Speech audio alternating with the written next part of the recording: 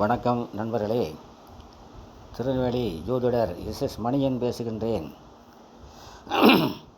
ஜோதிட அன்பர்களுக்கும் ஜோதிட ஆர்வலர்களுக்கும் எனது வணக்கத்தையும் வாழ்த்துக்களையும் தெரிவித்துக் கொண்டு, மாதா பிதா குரு தெய்வங்களை வணங்கிக் கொண்டு, இப்பொழுது மாண்புமிகு தமிழக முதலமைச்சர் மு.க.ஸ்டாலின் அவர்களின் ஜாதகத்தை ஏற்கனவே எனது சேனலில் அவர் ஜாதக யோகங்களை பற்றி பதிவிட்டு உள்ளேன். இப்பொழுது திரு மு.க.ஸ்டாலின் அவர்களுக்கு உடல்நலம் சரியில்லை, ஆஸ்பத்திரியில் சிகிச்சை பெற்று வருகிறார் என்றெல்லாம் பரபரப்பாக செய்திகள் வந்த வண்ணம் உள்ளன.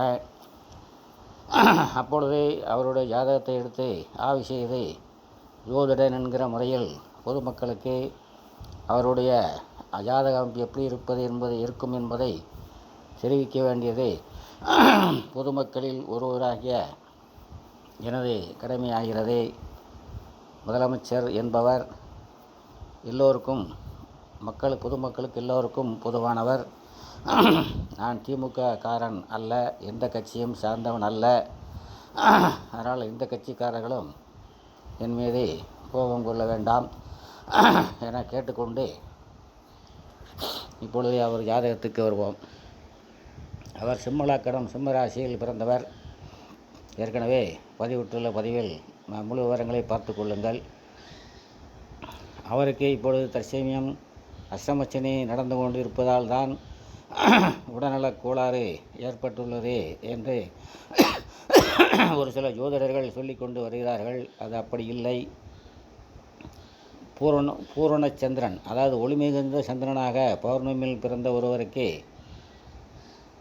7.5 சனி, அஷ்டமச்சனி, அதனால் பாதிப்பு எதுவும் இருக்காது. அது எறும்பு கடித்தால் போதான் இருக்குமே தவிர பெரிய அளவில் உடல்நல பாதிப்புகளை எல்லாம் ஏற்படுத்தாது என்பது என்னுடைய கருத்தாகும்.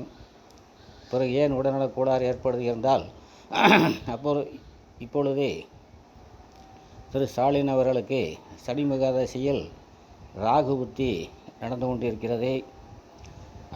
சனி பகவான் சிம்மலக்கணத்துக்கு 3ஆம் இடமாகிய துலாத்தில் அமர்ந்து தசை நடத்துகிறார். புத்திநாதன் 6ஆம் இடமாகிய ரோகரோண ஸ்தானத்திலிருந்து புத்தி நடத்துகிறார். ஆகவே அவருக்கு உடல்நலக் கோளாறுகள், உடல் உபாதைகள் ஏற்பட காரணமாக அமைகின்றன தவிர அவரது உயிருக்கு ஆபத்தா என்று கேட்டால், இப்பொழுது உயிருக்கு கண்டமா என்று கேட்டால் இல்லை என்றுதான் சொல்ல வேண்டும். அவருக்கு சனி திசை முழுக்க எந்த விதமான ஒரு கெடுதலும் நடைபெறாது. உடல்நலக் கோளாறை தவிர மற்ற எந்த கெடுதலும் இருக்காது.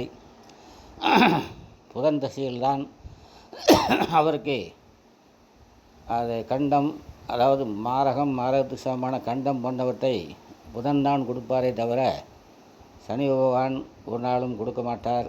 சிம்மலக்கண ஜாதகர்களுக்கு அந்த 3ஆம் இடத்தில் மறைவு ஸ்தானத்தில் அமர்ந்த சனி பகவான் அவருக்கு மாரகத்துக்கு சமமான கண்டத்தையோ கொடுக்க மாட்டார் என்று உறுதியாக சொல்லலாம்.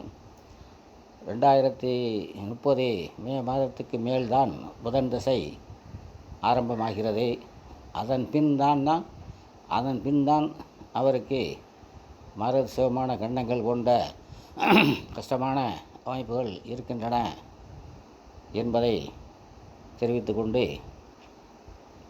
இத்துடன் இப்பதிவை நிறைவு செய்கின்றேன். மீண்டும் அடுத்த பதிவில் சந்திப்போம். அனைவரும் நலமாக இருப்பீர்கள். வாழ்க வளமுடன்.